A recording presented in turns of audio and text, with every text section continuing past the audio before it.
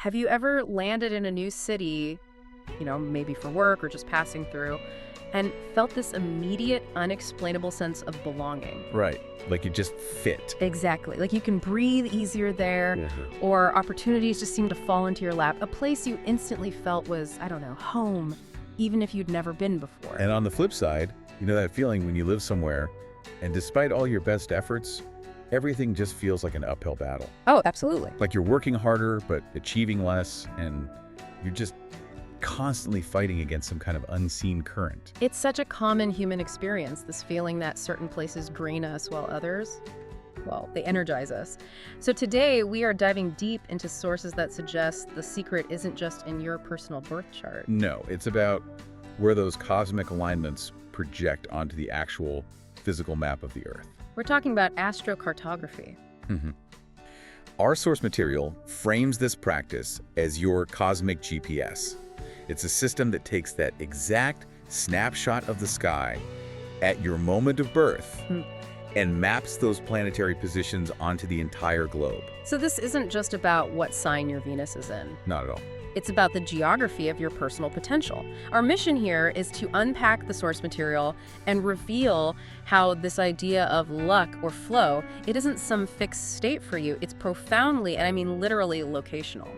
And the goal is to really understand how this technique can reveal specific geographical coordinates. We're talking latitude and longitude, where your planetary energies are just naturally amplified. So specific spots are primed for your career, for love, for spiritual sanctuary. Exactly. It's about leveraging the environment to support your intentions. So we are unlocking our global power places. It almost sounds like the world is this giant customized circuit board built just for us. I find this fascinating. Okay, let's unpack this. Let's do it. Let's start with the sheer mechanics of it. I mean, how does a moment in time transform into lines on a global map? Well, it builds directly on the technical foundation of natal astrology. Yeah. So when you were born, the planets weren't just in signs and houses. They were also rising, setting, culminating overhead, or sitting right at the base of the chart. Okay, those are the 4 key angular points. Those are the key angular points of your chart, yes. Oh, wait, let me make sure I'm following. When we talk about this map, we're not just projecting the planet itself, are we? We're projecting these specific angular relationships across the Earth. Precisely. And that's the critical distinction. That's what moves this beyond, simple generalized astrology. We're projecting 4 distinct lines for every planet based on those cardinal points: the ascendant, the descendant, the midheaven, and the IC. Okay, let's simplify those 4 for everyone listening, because that really feels like the key insight here. Absolutely. So think of the ascendant and descendant as the lines on the eastern and western horizons. Your ascendant line is deeply personal. It governs your personality, your physical body, how you first present yourself to the world. So a planet on my ascendant line in a certain city means the planet's energy is how people see me there. It strongly defines you there. Yes. So if I move to a place on my Mars ascendant line, I might suddenly feel more aggressive, competitive, driven, whether I want to or not. That sounds intense. It can be. Now contrast that with the vertical lines, the midheaven and the IC, or Imam Coeli. The midheaven is the highest point overhead, so a planet on that line is going to strongly influence your public life, your career, your reputation. Your recognition. Yes.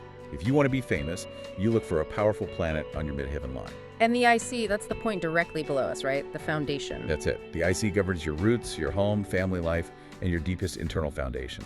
If you're looking for psychological healing or just a stable, quiet place to retire, you'd look for beneficial planets on your IC line. So Astro-Cartography takes these 4 points for every single planet. For every planet, and projects those, radiating these power lines all across the globe.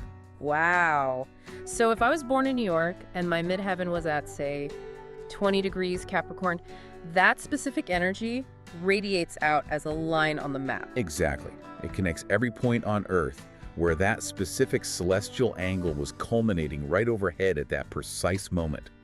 It's complex math, but the effect is simple. Right. Specific locations are energetically charged just for you. It's not just about where you were born. It's about where those planetary energies land on the map for your individual blueprint.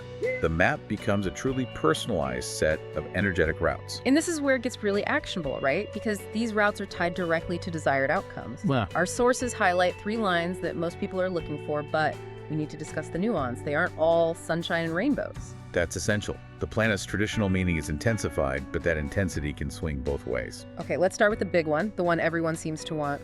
The Jupiter line.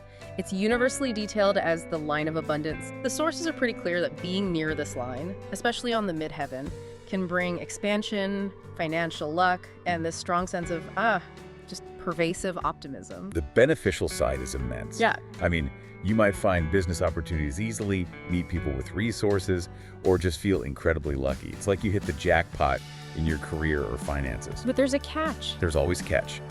The necessary nuance here is that Jupiter also governs excess and overconfidence. So in a Jupiter location, you might be prone to overspending, excessive indulgence, or this kind of reckless optimism that blinds you to potential problems. So you need some discipline to temper it. You need Saturnian discipline to temper Jupiterian abundance there. Exactly. So it brings the opportunity, but you still have to bring the responsibility. Okay, next up is the Venus line. This is where you'd head if your intention is about relationships, harmony, aesthetics. Yeah, this line attracts beauty, ease, art, and romantic opportunities. Yeah. It's ideal if you're looking for a profound romantic connection, or if you're an artist, a writer, a designer, looking for inspiration. You'll just feel more attractive there. And the downside there, I'm guessing, might be focusing too much on the superficial, on luxury. Precisely. It's near a descendant angle, which governs partnerships. You might find easy relationships, but they can be overly focused on money or appearances, fleeting pleasures instead of deep commitment.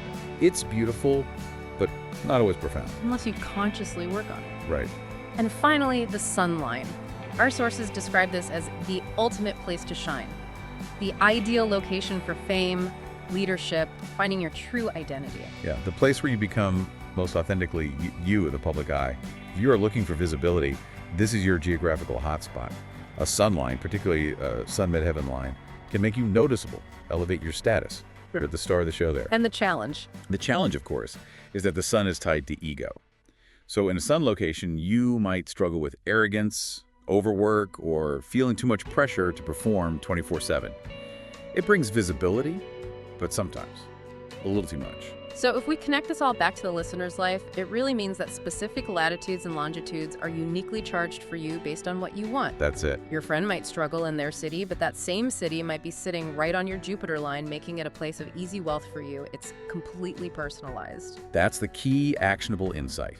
And the map includes all the major players. You can use this to sort of diagnose geographical solutions to life's challenges, especially when you're planning ahead. Let's talk about that diagnosis. We often hear from listeners who feel stagnant, lacking that internal fire to start a big project. The sources give clear geographical prescriptions for this. If you're feeling blocked or low on energy, you need to engage the planet of action, Mars. You should check if a Mars line, which is all about drive, assertion, and energy, passes through a potential new city. So moving there could give you that cosmic kickstart. It could, to push through inertia and take risks. But you have to be prepared for conflict. Mars locations are not peaceful. They accelerate movement and sometimes bring confrontations. That's a huge caveat. You get the drive, but you might also get the arguments. Okay, what about relationships beyond romantic Venus? For nurturing or family connection? If your home life or emotional well-being feels dormant, the advice is to look at the moon line. The moon governs emotions, security, nurturing instincts. A move or even a trip toward a moon line could really shift your emotional vibration. Make you more receptive to building community, finding comfort. It can feel like coming home, even if it's a totally new place. I think the most compelling use of this mapping system, based on the sources, is for the internal work, for healing and deep transformation. Sometimes you don't need success or love, you just need a powerful reboot. Exactly. Sometimes external success is impossible until that internal landscape is rebuilt. Our sources stress that deep spiritual work requires different kinds of energy. For that, you might need the intense transformative power of a Pluto line. And what does a Pluto location actually look like in real life? That sounds intense. It is the crucible. Pluto governs death, rebirth, and profound psychological confrontation. It is not where you go for a relaxing weekend. I'm guessing not. A Pluto line will strip away everything that's unnecessary. It forces you to face your deepest fears, heal trauma, and completely restructure your life. People who move to their Pluto line often experience these really intense, sometimes difficult circumstances. Like a career ending or a relationship breakup. Exactly, but they emerge fundamentally stronger. That sounds like a powerful prescription for someone who needs to break old patterns but hasn't had the force to do it. What about the opposite, for retreat and intuition? For that, we turn to Neptune.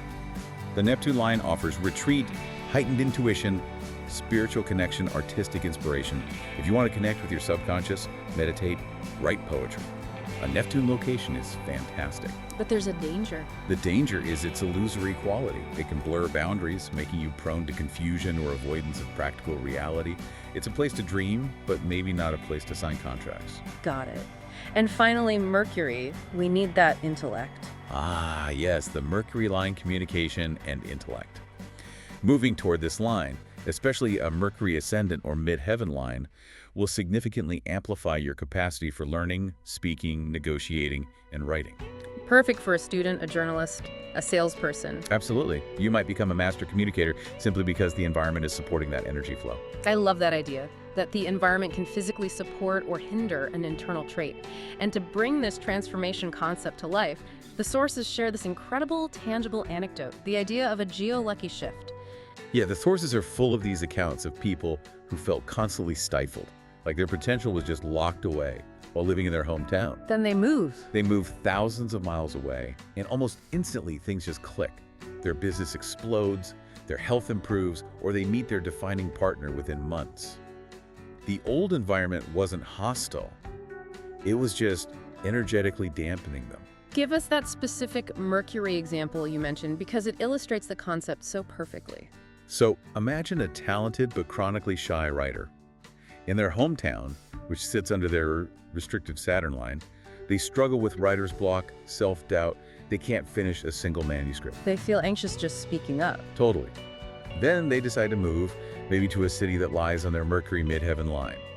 And that geographical alignment provides the necessary flow. They suddenly find their voice, their thought process accelerates, and within months, they complete a book and are totally comfortable doing speaking engagements. They didn't change who they were. They didn't change their personality. They simply moved their communication engine to a place with high-octane fuel. And this is the crucial synthesis we keep coming back to. This isn't magic, it's alignment. Exactly. You're not asking the cosmos for new potential. You are simply moving to a place where the local planetary energy matches your existing potential and provides less resistance. You stop rowing against the current and start surfing the wave that was already there waiting for you. It's about efficiency. Why expend 5 times the energy fighting a geographical misalignment when you could move to a spot where the resistance is minimal? Absolutely. No, we've established that the lines exist and what they mean, but let's reassure everyone listening. You don't necessarily have to pack up and move across the world to benefit from this in 2026. That's right. The source material is very practical here. It addresses the fact that most people are anchored where they are, and even just understanding the lines passing near your current city can help you remediate your environment. Remediation, okay. It means understanding what you should and shouldn't pursue right where you are. So if I live under my restrictive Saturn line, I shouldn't try to launch some huge, flashy, visibility-driven business. Probably not.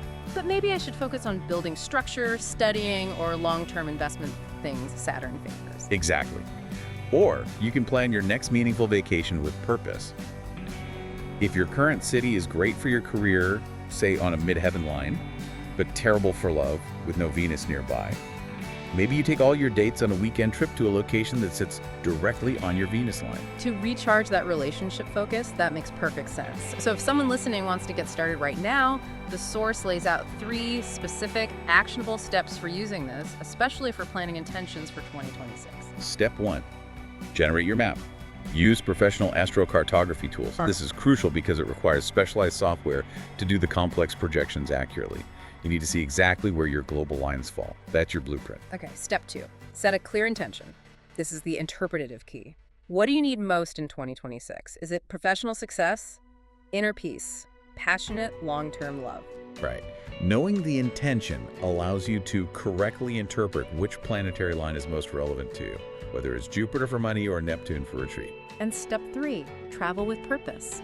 Next time you book a trip, check if that destination is a power place for you, based on the intention you just set. Yes.